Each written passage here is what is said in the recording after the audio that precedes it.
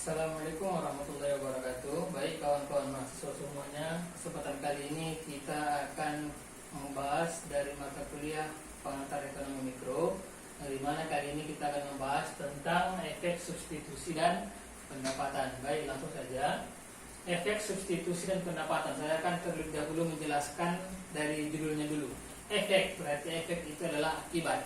Substitusi itu adalah peralihan, boleh kita artikan, atau boleh juga kita artikan sebagai pergantian barang yang kita konsumsi. Kita contohkan, saya kasih contoh.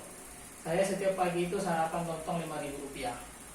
Saya anggarkan setiap sarapan itu anggarannya Rp5.000. Setiap pagi makan lontong. Kita misalkan setiap pagi makan lontong. Tiba-tiba tadi pagi itu saya ingin membeli lontong. Kata penjualnya, Pak, ini lontongnya naik ya Rp7.000, akan begitu. Sebagai seorang ekonomi atau sebagai orang-orang ekonom, kita itu mesti bisa mengalihkan. Saya biasanya Rp5.000 makan lontong, berubah harganya naik menjadi Rp7.000 kata tukang lontongnya tadi. Saya mesti memikirkan, kalau begini sementara yang saya angkat pendapatan saya tetap, kecuali kalau pendapatan juga meningkat. Saya mesti mencari di harga Rp5.000 ini, saya mesti mendapatkan kepuasan yang sama dan ketahanan yang sama. Kalau saya sebelumnya Rp5.000 makan lontong, akan tahan sampai jam 12 siang untuk sesi makan selanjutnya. Karena mumpung harga lontong itu naik, saya beralih ke apalah kira-kira ya, berpikir. Saya beralih ke mie balap, misalkan. Oke, mie balap itu tetap harga Rp5.000. Apakah tahan sampai di sesi makan siang? Ternyata tahan. Berarti diputuskan, oke, kalau begitu saya akan mengganti menu sarapan saya setiap pagi. Dari lontong beralih ke mie balap. Setiap paginya akan berubah. Kenapa berubah? Karena harga lontong naik. Berarti dalamnya adalah harga. Peralihan saya itu disebutkan dengan substitusi. Proses peralihan berpindahnya konsumsi barang. Pendapatan ini saya rasa kita semua sudah tahu. Pendapatan, income, keuangan yang kita miliki. Oke, kita langsung saja. Ini ada 4 efek substitusi dan pendapatan, 4 faktor yang menyebabkan atau 4 faktor yang mempengaruhi perilaku konsumen dan perilaku produsen. Nih, harga. Ini coba lihat, ini P ini adalah disimbolkan dengan price. Price itu adalah harga. Kita sebelumnya akan membahas tentang pergeseran harga di kurva permintaan dan kurva penawaran. Nih, di kurva permintaan, kita menempatkan diri kita sebagai seorang pembeli. Di ini simbol vertikal ini adalah P. P itu disimbolkan karena diartikan sebagai price. Price itu adalah harga. Di saat harga Rp5.000, kita membeli sebanyak 10 kilo. Apapun, apakah beras, apapun itu. Di saat harganya turun menjadi Rp3.000, naik pembelian kita menjadi 25 kilo. 2.000 yang turun, tapi pembelian kita jauh meningkat. Kenapa? Karena kebiasaan masyarakat itu, kebiasaan seorang konsumen itu, apabila harga itu turun kalau kita bandingkan dengan harga sewajarnya, maka masyarakat itu akan berbondong-bondong untuk membelinya. Stok mumpung lagi murah, apalagi barang-barang itu adalah barang-barang yang kita butuhkan. Kan begitu, sebelum harganya normal kembali. Makanya cuma 2.000 turunnya, pembelian banyak meningkat. Kan begitu, sampai 15 kilo meningkat. Oke, inilah sifat seorang pembeli, demand. Quantity demand itu adalah jumlah permintaan atau seberapa banyak yang kita beli. Kalau membaca kurva permintaan, letakkan diri Anda sebagai seorang pembeli. Apabila membaca kurva penawaran, letakkanlah dirimu sebagai seorang penjual. Oke, kita anggap diri kita sebagai seorang penjual. Di saat ini P, ini simbol P. P itu adalah harga. Di saat harga Rp5.000, kita menjual 10 kilo.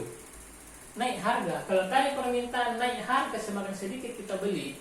Kalau di penjualan, waktu kita sebagai seorang penjual, di saat naik harga semakin banyak, kita jual, kebalikannya. Searah, maksud saya. Kalau demand itu kebalikannya, naik harga mengecil, naik harga, kalau di demand ini naik harga, sedikit kita beli.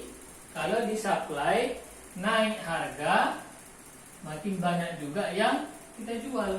Searah dia positif. Kalau demand berbanding negatif, kalau supply berbanding positif. Kita contohkan, di saat harga 5.000, apa kita contohkan aja barang-barang pokok beras. Di saat harga beras itu 5.000, maka 10 kilo yang kita jual, yang kita adakan di toko kita.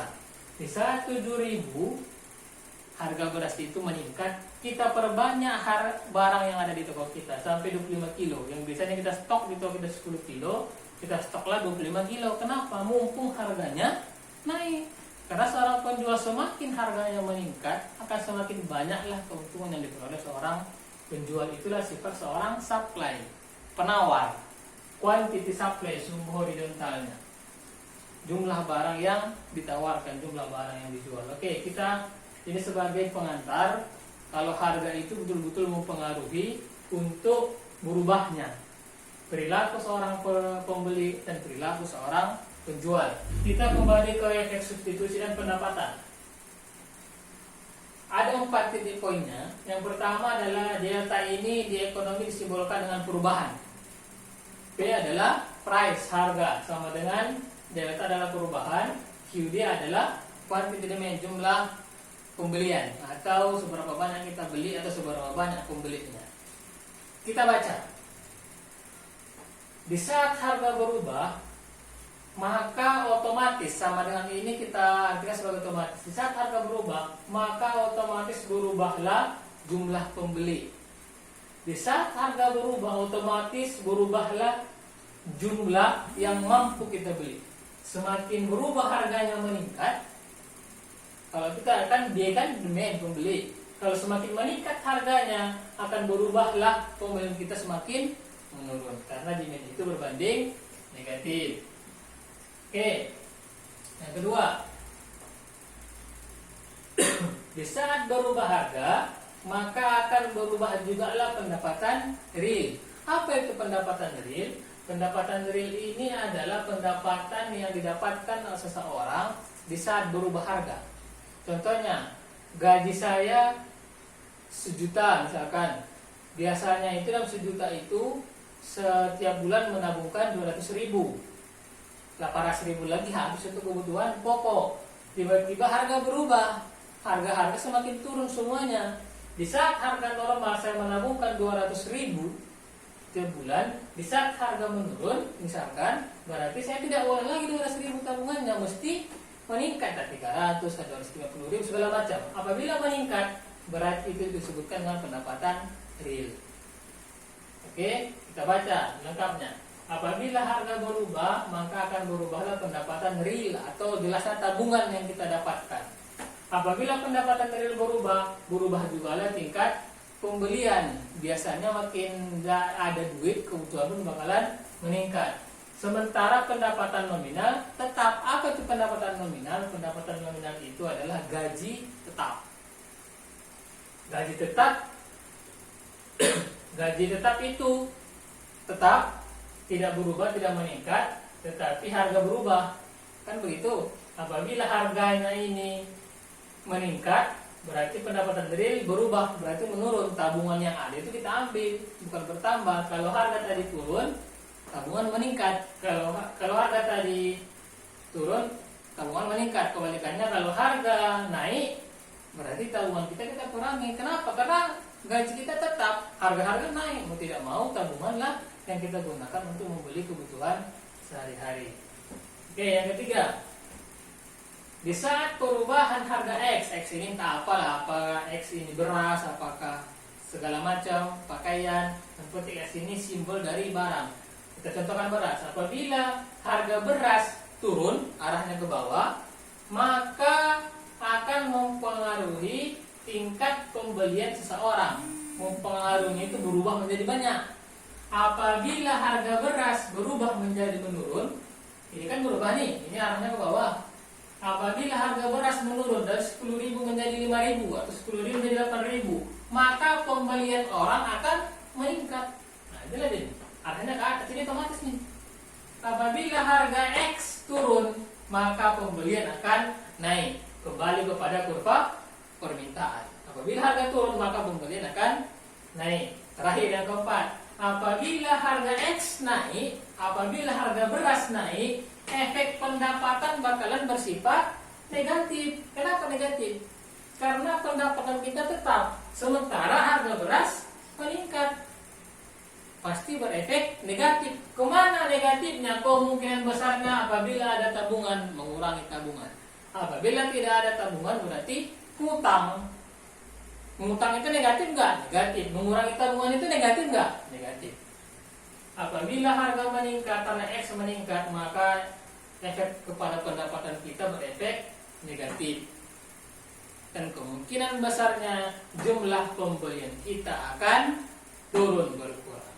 Oke, cukup sekian kira-kira. Yang kurang jelas nanti bisa kita diskusi secara pribadi atau secara grup segala macam.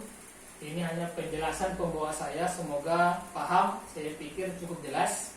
Terus selanjutnya akan dioper kepada mahasiswa untuk mengulangnya kembali dengan bahasa masing-masing. Sekian, assalamualaikum warahmatullahi wabarakatuh.